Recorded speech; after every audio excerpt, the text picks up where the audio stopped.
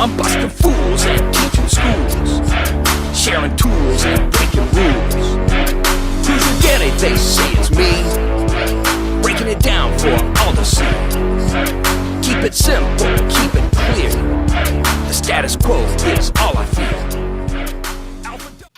Hey everybody, welcome to the Who's Your Danny show. I have a super special guest today. I have Mr. Jim Flint. Hello, Jim. Hello, Danny. How you doing? Man, I'm fantastic. Jim's a super duper smart guy. He's got a company called Local Search Group. They're fantastic. We actually use them. And I think the first time I saw you speak was your Moneyball deal probably about a year or two ago. Is that right? Is that when we first met? In LA, exactly. Yeah, it was awesome. Well, listen, Jim, let's start off by just kind of telling the audience a little bit about yourself, your background, what you do. Who is Jim Flint? Who is Jim Flint? I actually worked for 3 years as an e-commerce director, first at one store, then 2 stores, and then for a 10-store group. Okay. I've also worked for the factory in Toyota's regional office. I was a Scion regional manager for a little while, which kind of brings a tear to my eye as they're shutting down that operation for Toyota. But I've also worked at Nike, I've also worked at Mazda, but for the most part of my career, I've been working with dealers to either help them grow their business or look at the different operational metrics that help drive their decision making. It's kind of funny, Danny, as a junior executive, the only way I could get a seat at the table was to understand the numbers, right? And then more recently, big data has come of age. And so I'm like, oh, wait a second. This is what I've been doing my whole life, is looking at numbers and interpreting for other people to help them understand their operations more effectively. And so I've kind of grown up with that. And now it's become, as you well know, critically important. And this whole digital thing kind of played into the mix. And now after developing things for dealerships while working at the dealership, I went out on my own, spun off the company, and we basically now provide support to over 100 dealers across the U.S. Wow. And the name of your company's Local Search Group, but you do more than search, because I know you do. Don't you guys do pre-roll, and don't you guys do all kinds of different things? Yeah, we do SEO, we do SEM, we do pre-roll video. We look at basically anything that Google or Facebook is doing, and we follow that very closely. More recently, Google's gotten into the email game, so we're starting to adapt some of our algorithms, not Google's algorithms, but Local Search Group algorithms for our clients to help them get into that space as efficiently as they can. Right. Well, that's cool. So, okay, let's forget about search and all this other crap. Jim Flint, all right. What do you, when you're not studying algorithms and all that stuff that gives me an absolute panic attack, what do you do? What are some things you do outside of work? What are your hobbies? I will tell you that I am on a mission to go see each and every ballpark in the U.S. Right now, I am about 5 short.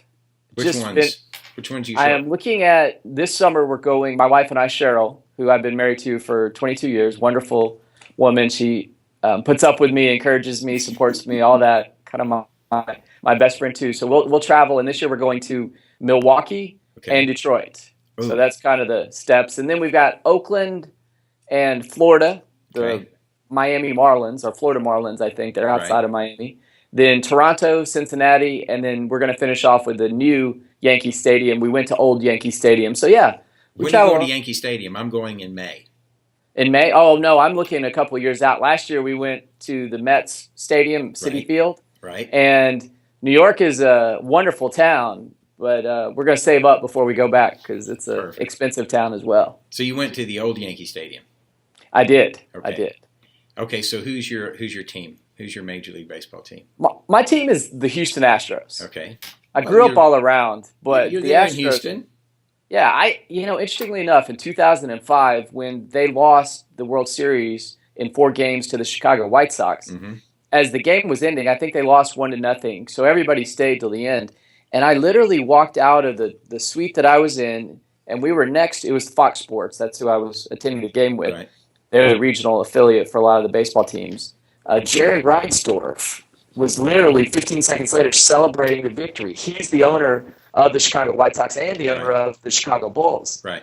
So that was just one of those freak occurrences, though, that I remember seeing that adrenaline kind of flowing through the owner's veins right at the moment. I mean, 2 minutes after they won. It's pretty neat.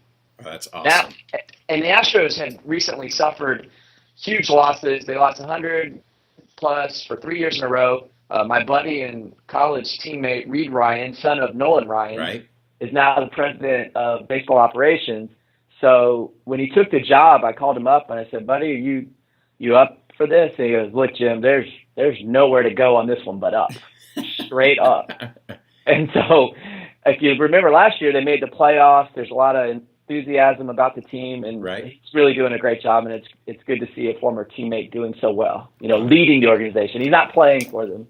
I'm a Royals fan, man. Sorry.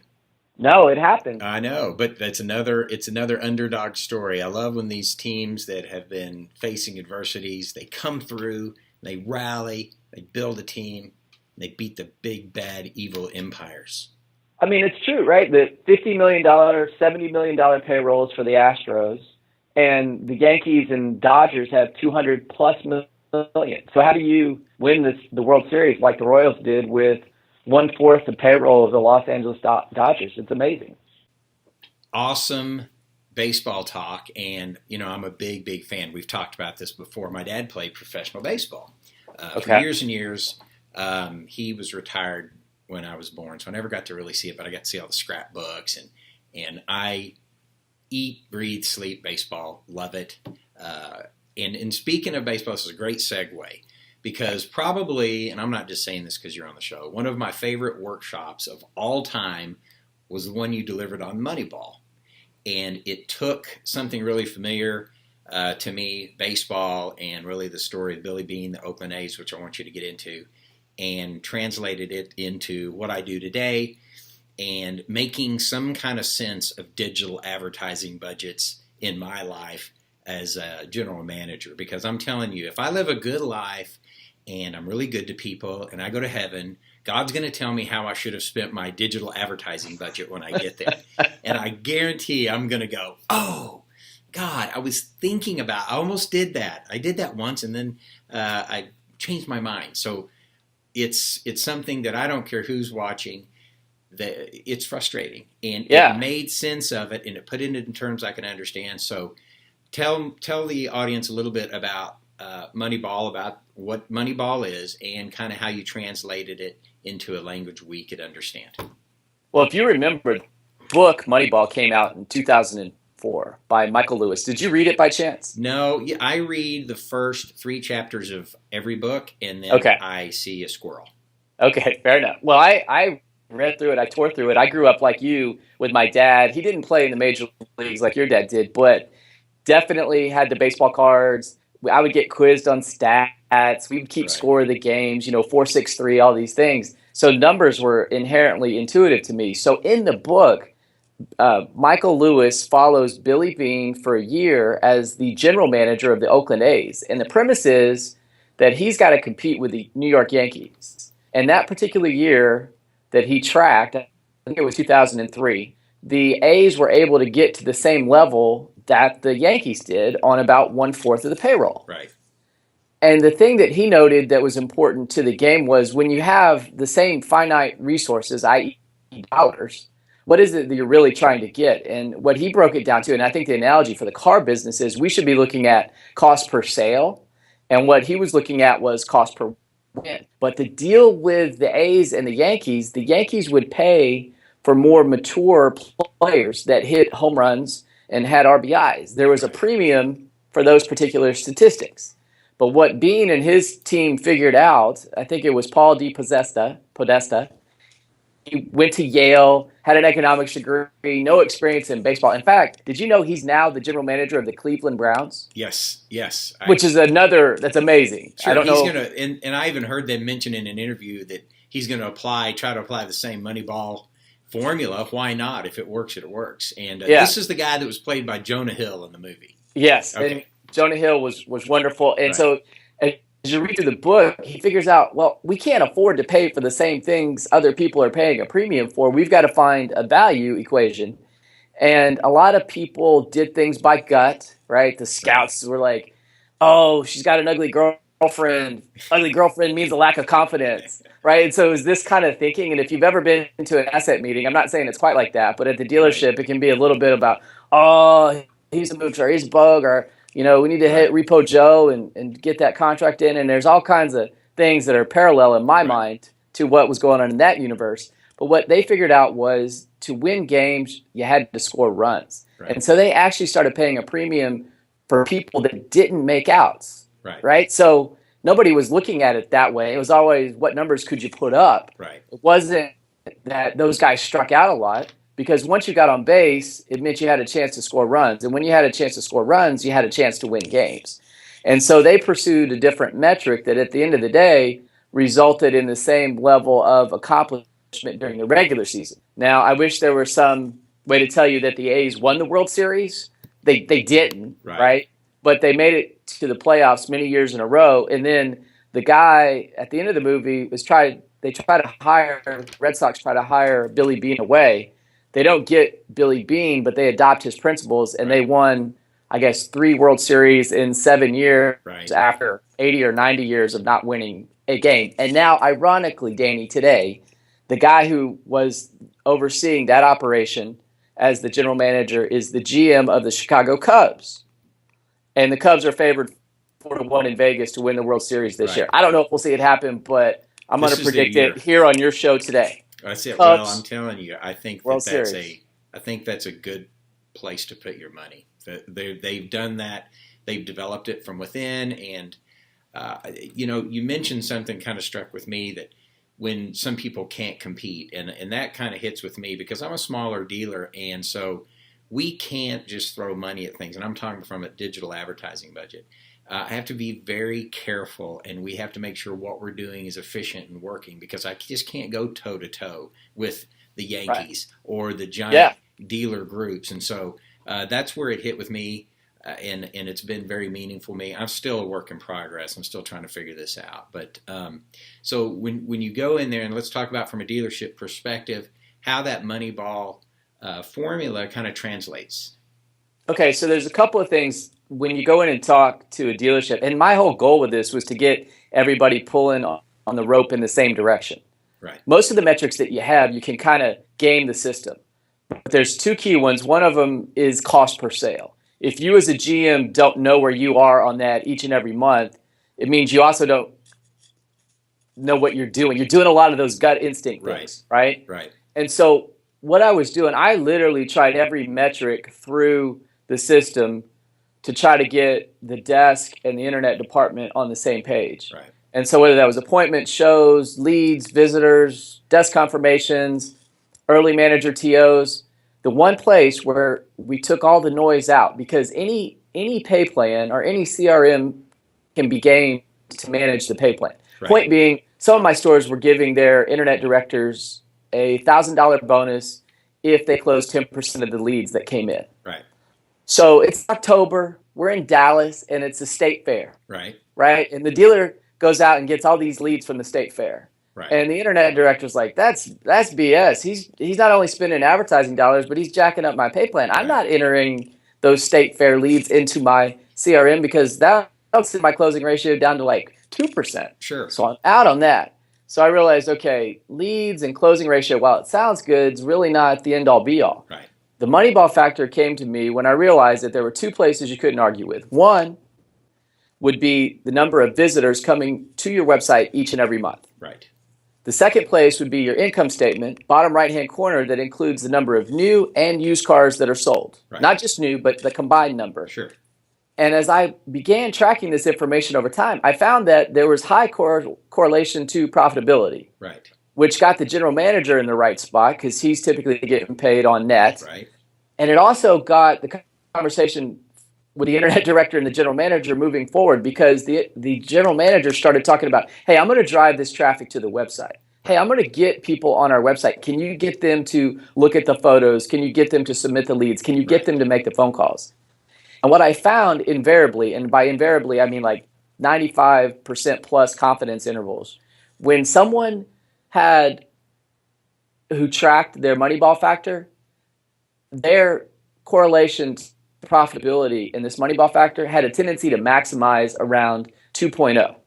Now that number is going down because more people are using the websites than ever before. So let's say you might find that you maximize your profitability at a 1.5 percentage Moneyball factor.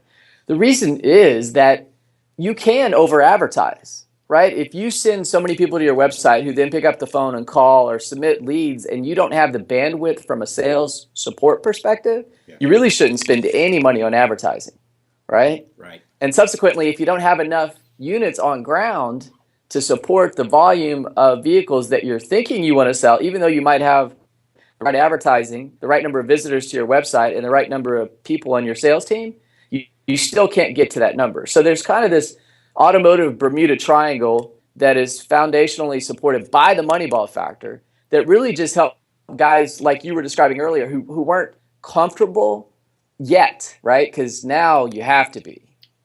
Well, I think that, and I love what you said, is that Moneyball factor is a little different at different stores. And so dealers that are listening need to examine the size of their inventory. They need to think about the market that they're in, the potential for visitors there. And something that you kind of hit on that I'm a big believer in is what is happening to these people when they call in and they make contact. Is your internet department, is your BDC handling these correctly? And I mentioned this on another show. I can throw this in, but on that point, I was talking to Chip King at Call Review, and of the, I guess it was 1 million or how many of our calls they had last year, 37% of all of the sales calls never reached an associate.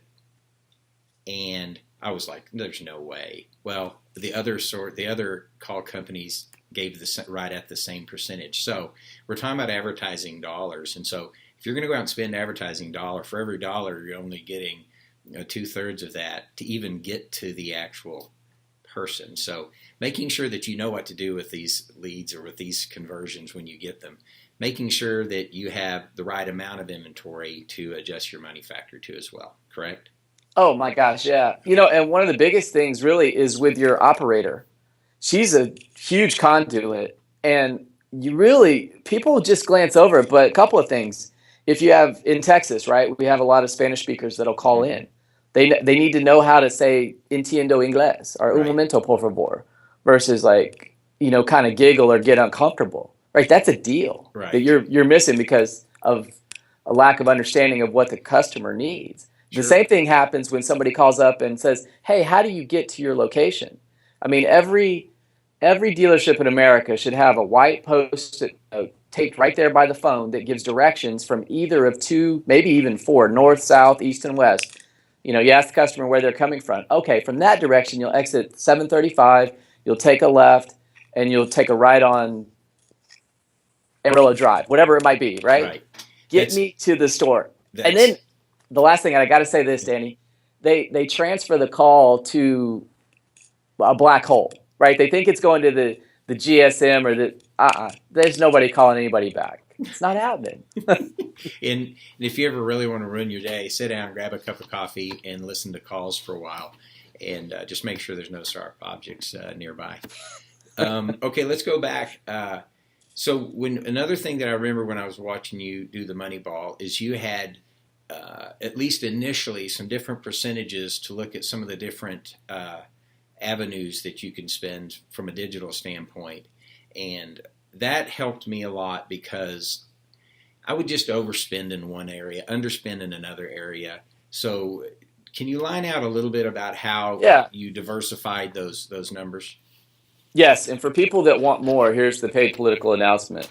They can go through the chapters in Car Dog Millionaire, a book that I just published. Put it right up here because we're on split screen, and there's 2.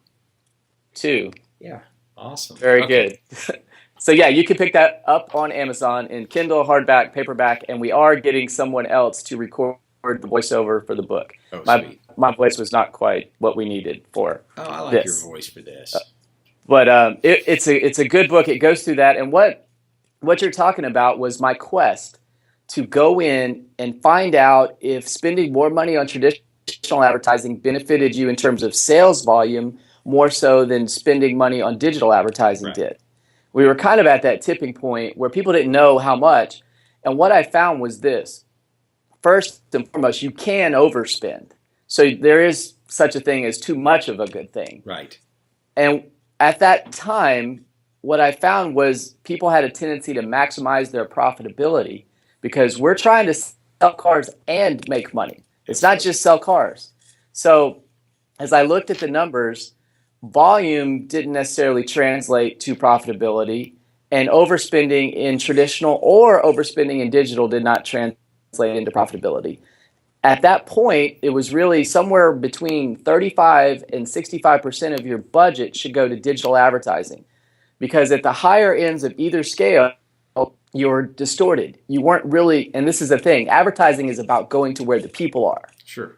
So if you overindulge, it's what we do with direct mail too in automotive retail. It works, so we go to it again. And then we do it again. And then we did it 3 weekends in a row, and we wonder why that fourth weekend it didn't work. Sure. We've saturated things. Sure. So it's all about the reach and the frequency. And I will tell you, as you well know, I'm a huge fan of Google. Here's my Google coffee cup.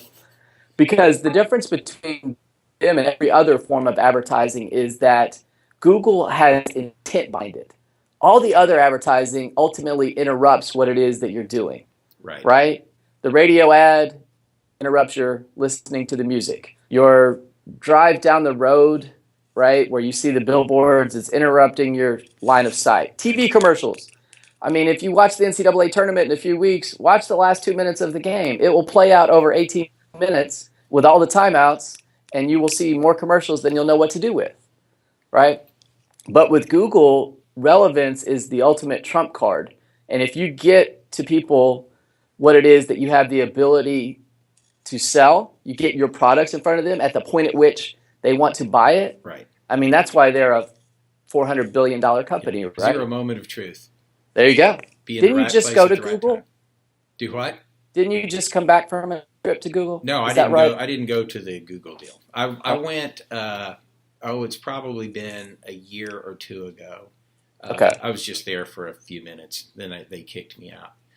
I was popping. They were worried about the algorithm. You were... yeah, they knew I was a super duper mathematician, genius guy that was going to steal all their secrets. This thing right here is for the IS-20G. And this thing right here is by my man Danny B. What they call you? Who's your daddy? They say it's me.